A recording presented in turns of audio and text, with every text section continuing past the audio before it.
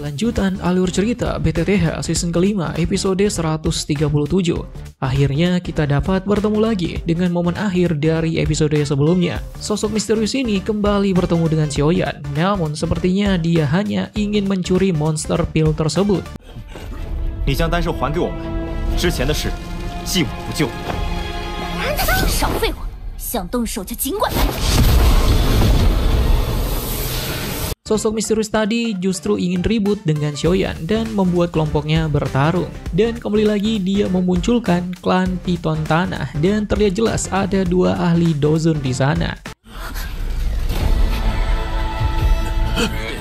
之前虽然被控制了身体，但还保持着意识。这女人的手段好诡异。 Akhirnya pertarungan antara dua kelompok pun dimulai. Meski tidak begitu epik, tapi pertempuran ini cukup membuat kelompok Xiaoyan teralihkan perhatiannya. Sementara sosok tadi pergi begitu saja.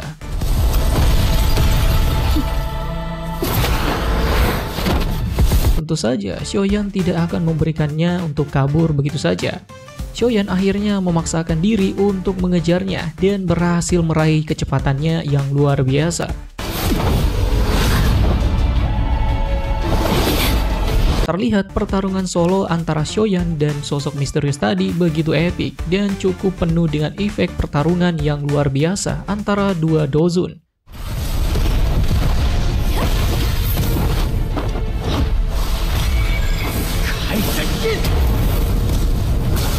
Berbagai teknik Xiaoyan lancarkan untuk menghentikan pergerakan sosok tersebut dan Xiaoyan tidak menahan dirinya.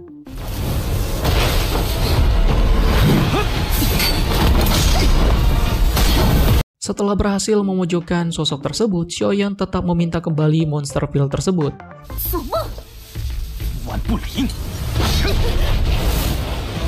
Sementara lawannya tetap keras kepala untuk tidak memberikannya. Akhirnya karena telah membuat Xiaoyan marah, dia melepaskan sebuah teknik yang langsung membuat sosok tadi kalah dan terjatuh di tempat.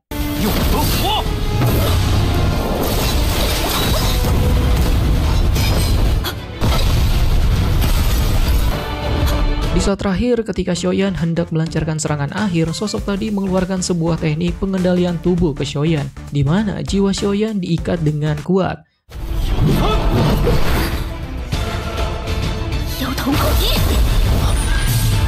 Tapi Xiaoyan memiliki kekuatan untuk mengendalikan jiwanya sendiri, dan hasilnya keluar dari pengaruh kekuatan sosok tadi.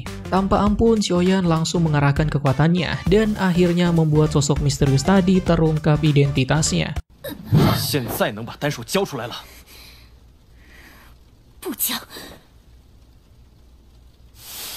Yang ternyata adalah seorang wanita muda cantik, wajah polos dan kecantikannya alami, membuat Xiaoyan sadar jika dia adalah wanita yang pernah Xiaoyan selamatkan sebelumnya.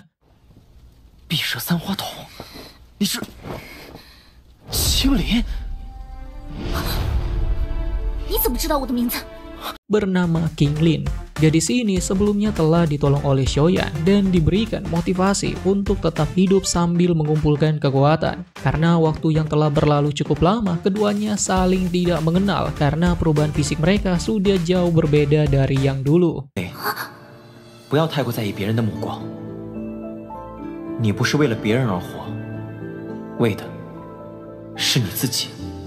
Pantas saja Qinglin tidak mengenal Xiaoyan dengan begitu jelas. Setelah semuanya baik-baik saja, Qinglin melepaskan kendalinya ke klan Piton dan berkumpul kembali bersama kelompok Xiaoyan.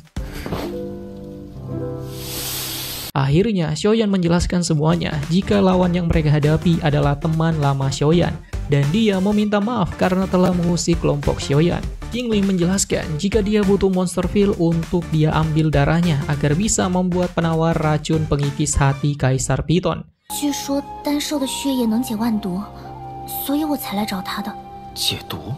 Lalu Xiao Yixian menjelaskan jika racun tersebut bisa disembuhkan tanpa perlu monster pill karena dia ahli dalam hal racun.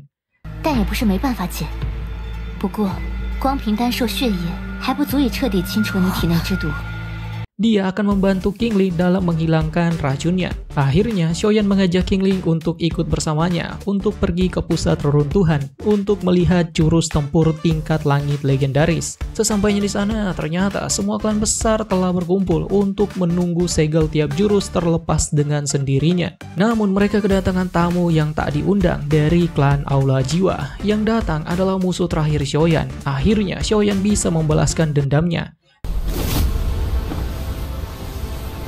摘星老鬼，萧炎，你果然还活着，我还等着把你这家伙送走呢。 Namun sebelum itu mereka harus bergegas untuk memperebutkan gulungan jurus tempur yang telah terbebas.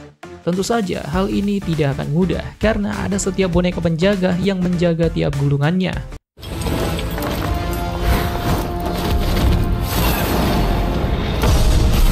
Akhirnya rebutan gulungan pun dimulai. Meski begitu, tiap klan juga mengincar gulungan random sambil berharap dapat gulungan yang mereka inginkan. Xiaoyan yang dikejar oleh beberapa orang namun tidak menjadi masalah baginya.